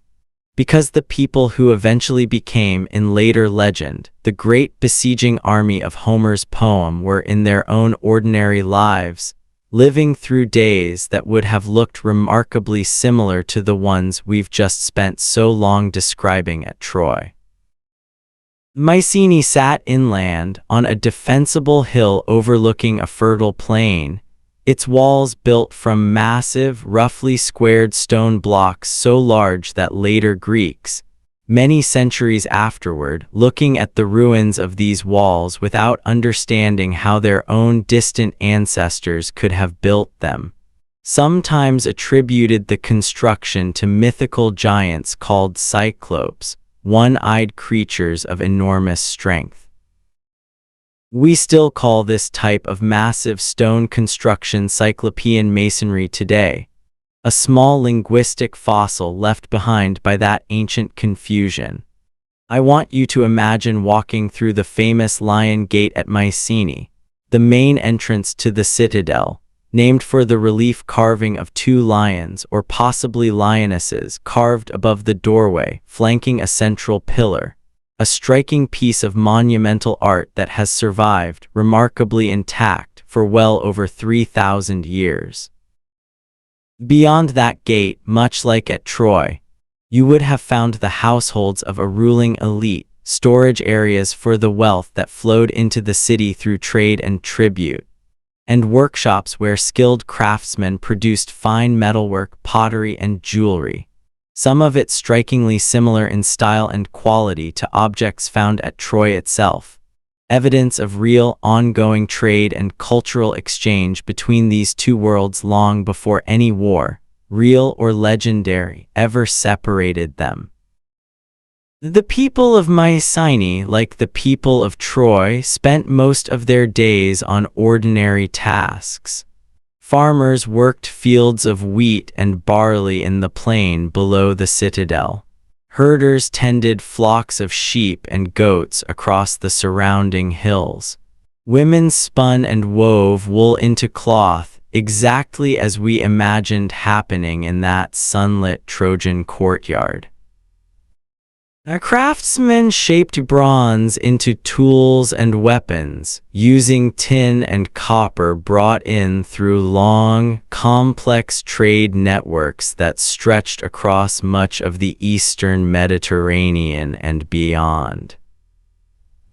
We actually know a surprising amount about the administrative side of life in Mycenaean palaces like this one, thanks to a remarkable set of clay tablets discovered at several sites, including Mycenae's neighbor, Pylos, inscribed in an early form of Greek writing called Linear B. These tablets weren't literature and they weren't epic poetry. They were almost entirely dry administrative records, inventories of grain, lists of textiles, records of livestock, rosters of workers, and the rations owed to them. It's a strange, oddly comforting thought that some of our clearest written evidence from this entire glittering, legendary world of Mycenaean Greece comes down to us not through any grand poetic account, but through the careful, bureaucratic record-keeping of palace administrators tracking exactly how many sheep were owed to exactly which shepherd. I want you to imagine, for a moment, one of these palace scribes, sitting in a quiet side room of the Mycenaean citadel, carefully pressing symbols into a small, damp tablet of clay with a stylus, recording the exact amount of olive oil delivered from a particular estate, or the number of bronze workers currently employed at a particular workshop, entirely unaware that these small, dry, practical records would one day become one of our most valuable windows into his entire vanished world, valued not despite their boring, bureaucratic nature but precisely because of it, since they tell us with a directness no poem ever could, exactly how this society actually organized its labor, its resources, and its daily life. It was from cities like this, wealthy, well-organized, and increasingly influential across the wider Aegean world, that the historical kernel of the Greek side of the Trojan War story most likely emerged. Not necessarily a single grand alliance led by one supreme king, the way Homer later described Agamemnon's role, but perhaps a looser, shifting set of relationships between various Mycenaean centers, sometimes cooperating, sometimes competing, occasionally combining forces for raids or larger campaigns against wealthy targets across the sea, of which a well-defended, strategically located city like Troy would have made an unusually attractive target. Let's imagine now, gently, what it might have actually looked like for a modest fleet of ships to set out from a harbor near Mycenae, bound across the water toward that same distant coastline we've spent so much of tonight exploring. The ships that crossed the sea, I want you to imagine standing on a rocky shoreline not far from Mycenae, in the cool gray hour just before dawn, watching a modest fleet of ships being readied for a voyage. These were not the large, heavily built sailing ships of much later eras.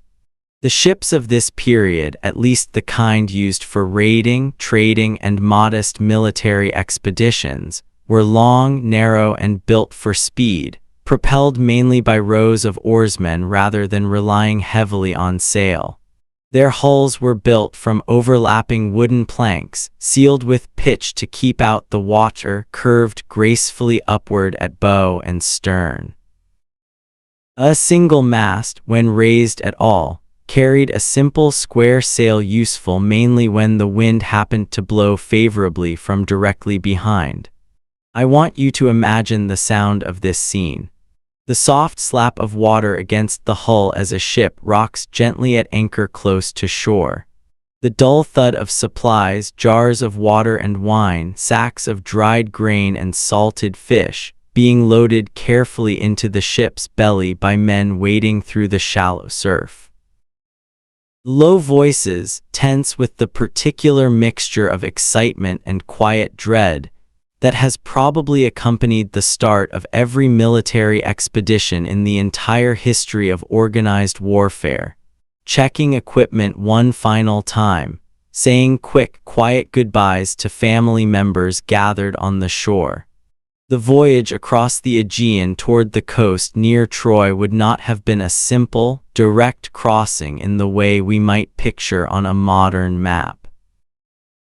Sailors of this era relied heavily on hopping between islands, staying within sight of land whenever possible, both for navigation and for the practical necessity of finding fresh water and safe anchorage each night. Since these ships, being open and relatively small, were poorly suited to extended time on open water, especially in anything but calm, favorable weather. I want you to imagine the physical experience of actually being aboard one of these ships for days at a time.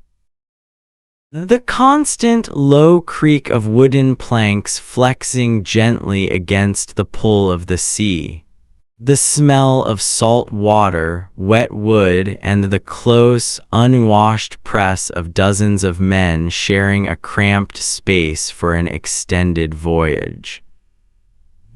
The particular ache that settles into a rower's shoulders and back after hours of steady, repetitive effort.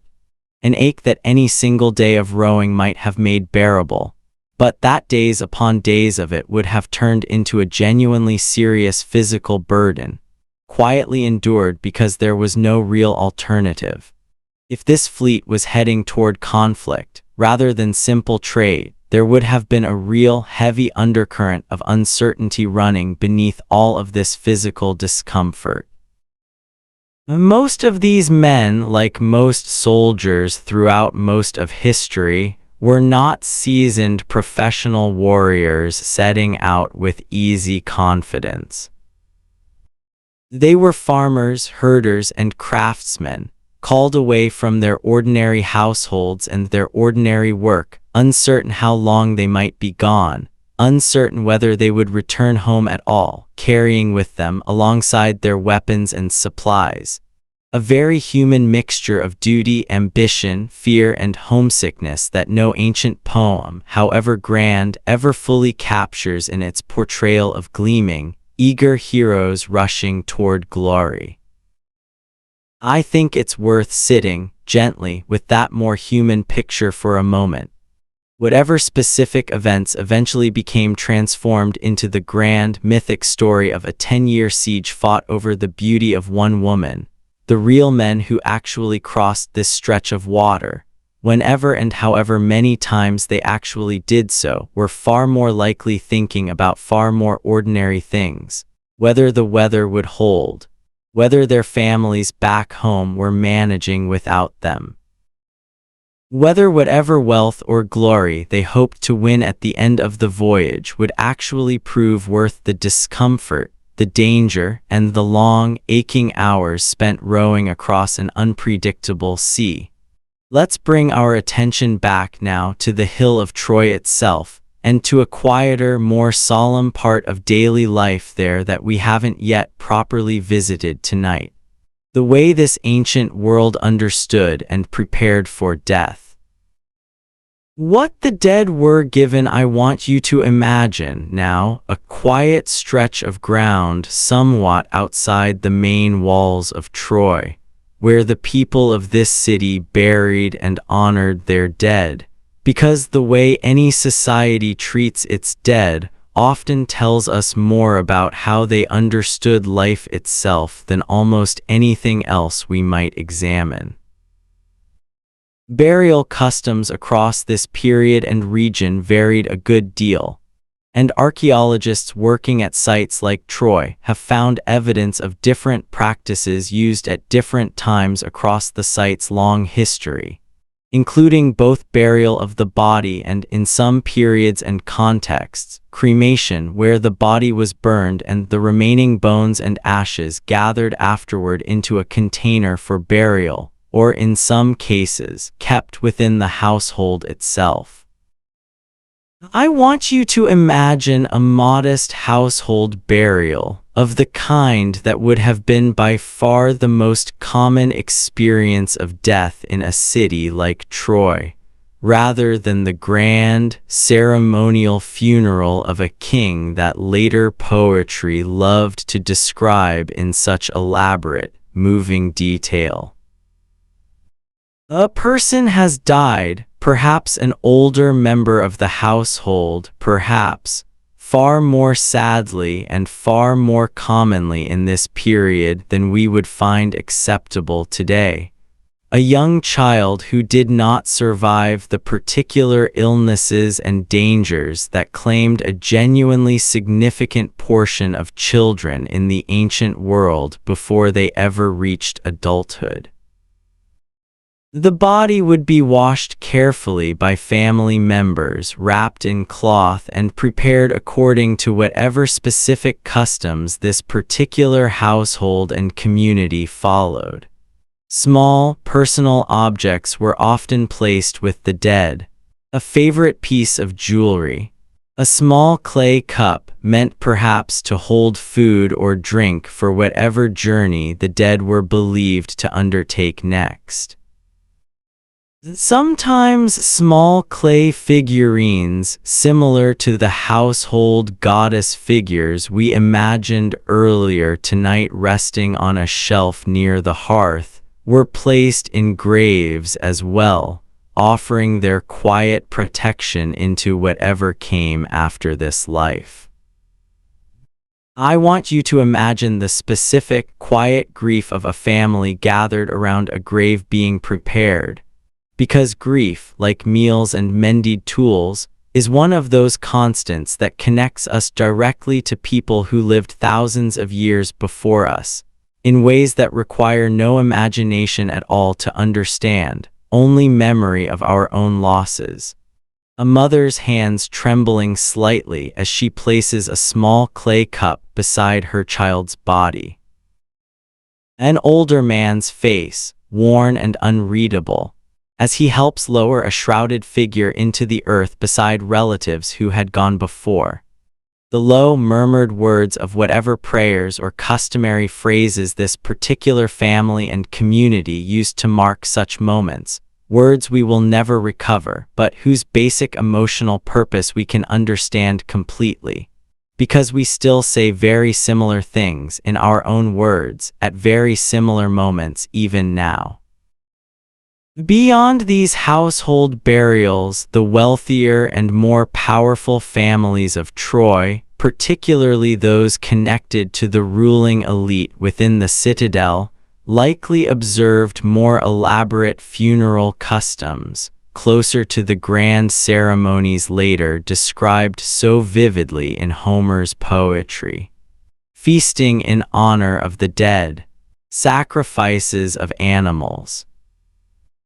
In some Bronze Age contexts across this wider region, the burial of especially wealthy or powerful individuals alongside a genuinely striking amount of precious grave goods, bronze weapons, gold jewelry, fine imported pottery, meant both to honor the dead and to visibly display the wealth and status of the family left behind. I think it's worth pausing here gently to notice something that connects all the way back to the very beginning of tonight's story. The gold treasure Schliemann so dramatically presented to the world in 1873. Whatever the real, more complicated truth about exactly where and how it was found, almost certainly belongs to this same broad tradition of wealthy Bronze Age households displaying status and honoring significant moments, whether funerary, ceremonial, or simply the careful hoarding of a family's accumulated valuable objects for safekeeping during a moment of danger, through fine, precious metalwork. The very impulse that led ancient families to bury their dead with careful, meaningful objects is not so very different from the impulse that led, thousands of years later, to an entire modern audience being captivated by the idea of a king's treasure waiting quietly in the earth to finally be found. Death in this world was not hidden away the way it so often is in our own modern lives. It was close, present, and woven into the ordinary rhythm of a household's year, the way birth and marriage and harvest were also woven into that same rhythm. And I think there's something quietly comforting rather than morbid in remembering that the people of Troy faced their own losses with the same tenderness, the same careful small gestures of love that we still recognize completely today. Let's return now gently to the story of the dig itself, because I want to walk you through the actual seasons of excavation a little more slowly than we did earlier, since there's more worth knowing about how this patient, difficult work actually unfolded, hour by hour and season by season. A season on the mound. I want you to imagine now returning to the year 1871 to the hill at Hisarlik, and picture what an actual working day at Schliemann's excavation might have looked like, because there's a very particular texture to this kind of work that I think deserves more attention than a quick summary can give it. Excavation seasons in this period followed the practical rhythms of the local climate. Work concentrated in the milder months when digging was easier and disease was less of a constant threat, pausing during the harshest heat of summer and the wetter, colder stretches of winter. Schliemann employed, at various points, anywhere from a handful to well over 100 local laborers, men and women from nearby villages, working for wages that, while modest, represented a meaningful source of income in a rural region where opportunities for paid work were often limited. I want you to imagine the sound of this hillside during an active dig. Not the quiet we've spent so much of tonight sitting inside, but something busier and more physical. The steady scrape and thud of picks and shovels biting into packed earth. The creak of wooden wheelbarrows and carts hauling away basket after basket of removed soil. Occasional shouted instructions, passed between workers and overseers in a mixture of Turkish, Greek, and whatever limited common vocabulary had developed between Schliemann's small circle of European associates and the much larger local workforce actually doing most of the physical labor. Schliemann himself, by most surviving accounts, was a constant, restless presence on the site, moving between different excavation areas, examining every significant find personally, often with an eagerness and impatience that, as we discussed earlier, sometimes led to real damage of the very evidence he was trying to understand. His wife at the time, a young Greek woman named Sophia Angastromenos, whom Schliemann had specifically sought to marry partly because of her genuine interest in and connection to Greek history and culture, worked alongside him at the site for periods of the excavation, and later accounts, some more reliable than others given Schliemann's habit of embellishing his own story, credit her with playing a meaningful role in identifying and cataloging some of the finds, including, according to Schliemann's own later, somewhat theatrical account, being present at the dramatic discovery of the gold treasure itself, though historians today treat the most dramatic details of that particular story with considerable caution. I want you to imagine for a moment the actual physical experience of uncovering something significant in the dirt. A worker's pick striking something unexpectedly hard and metallic beneath the soil.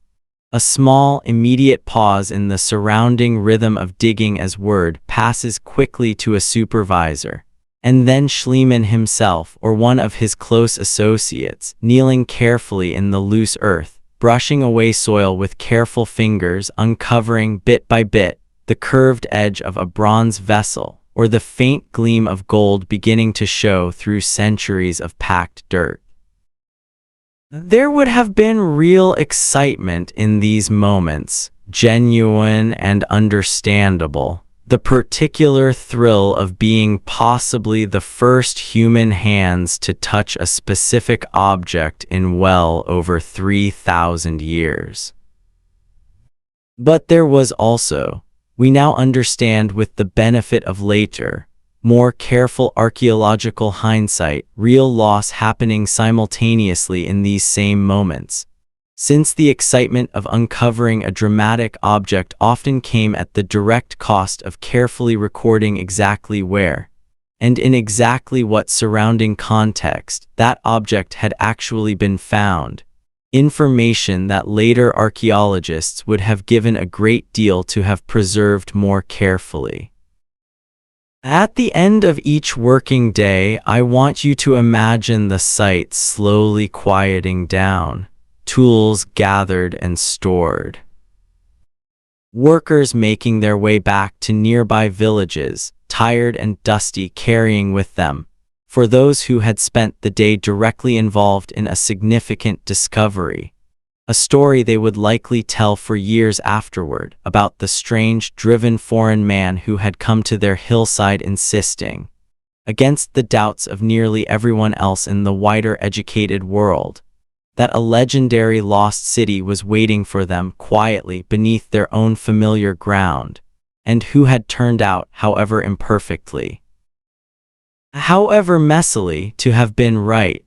Let's rest here a moment in the settling dust of that long-ago excavation, before we return gently to the wider reflection that brings tonight's story to its close. A quiet reflection. I want to end our walk through history tonight with a slower, quieter thought, the kind of thing that's worth turning over gently in your mind as you drift towards sleep. There is something genuinely humbling in the story of Troy, something that goes beyond the specific details of walls and treasures and burned cities. It's the reminder that the line between memory and myth, between fact and story, is thinner and more easily crossed than we usually like to admit. A real place, full of real people cooking real meals and mending real tools and worrying about real, small, practical problems, slowly transformed over centuries of retelling into something almost unrecognizable. And then, just as strangely, an entire tradition of careful, serious scholars looked at that transformed story and concluded with genuine confidence that the real place underneath it had probably never existed at all. Both things were, in their own way, understandable. The poets who shaped the story of Troy over the centuries weren't lying exactly. They were doing what storytellers have always done, taking something real and meaningful, and shaping it into a form that could carry deeper truths about courage, loss, pride, and grief, truths that mattered more to their audiences than precise historical accuracy ever could. And the scholars who later doubted Troy's reality weren't foolish either. They were applying careful, reasonable standards of evidence to a story that had, by their time, drifted very far indeed from whatever real events had first inspired it.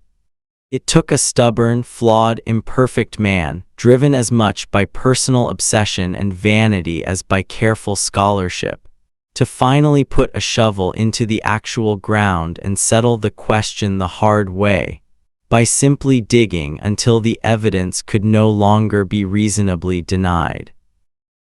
I think there's a gentle lesson in that, if you're looking for one, though you certainly don't have to. Sometimes the things we're most confident about, the things an entire generation of very smart people agree on with real conviction, turn out to be wrong not because those people were careless or foolish, but simply because they were working with the evidence available to them at the time. And sometimes the truth is quietly waiting somewhere nobody has thought to look yet. And sometimes, the ordinary details, the ones that don't make it into the dramatic version of a story, the meals and the mended tools and the tired shoulders at the end of a long day, turn out to be the truest part of history all along, even after everything else about a place has been buried, forgot, and eventually found again.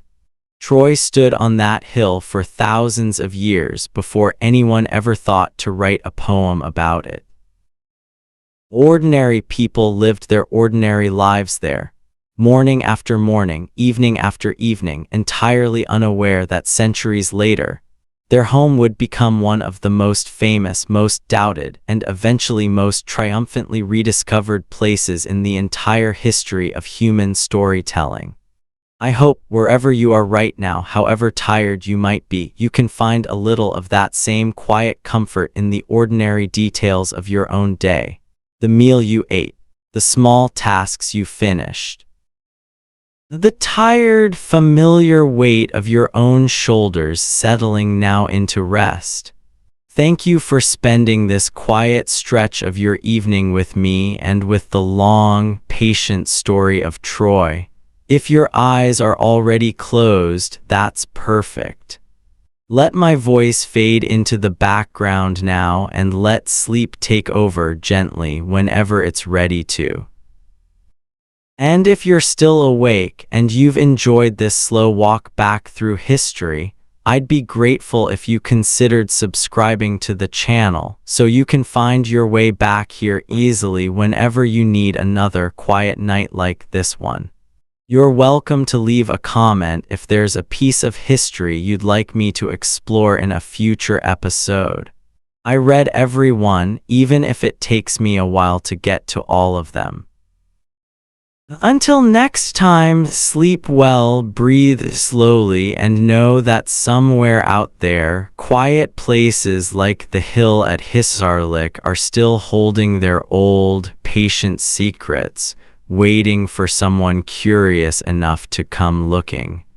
Good night, buddy.